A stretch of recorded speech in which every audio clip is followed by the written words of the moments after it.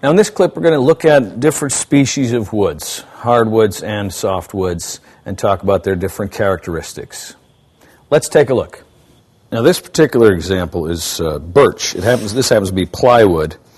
You can see that the wood has been laminated, but this top ply is birch, which is a hardwood, and obviously it's very light in color.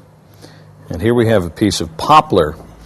Now this is a very inexpensive hardwood by comparison to other species such as maple and cherry, and we'll talk about why that is. You can see that this is you can see this green streaking in the wood. This is very typical of poplar, which is why it's not as commonly used for clear coat finishes. But if you're painting, poplar is a good alternative to a much more expensive maple.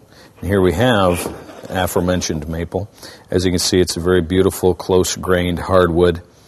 Takes stain very well, as we'll see, and it's very durable and tough, but it is very expensive.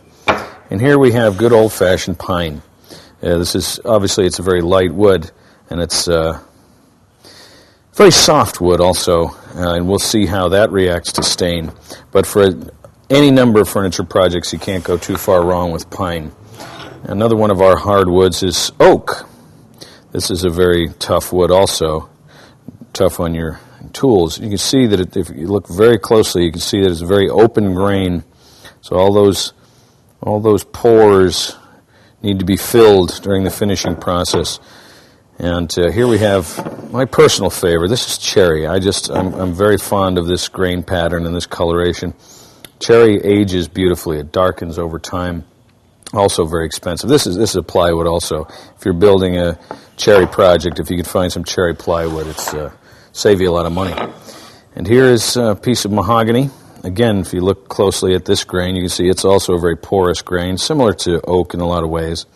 And it's not as expensive as oak or cherry, but there's a lot of good projects that can be done with mahogany.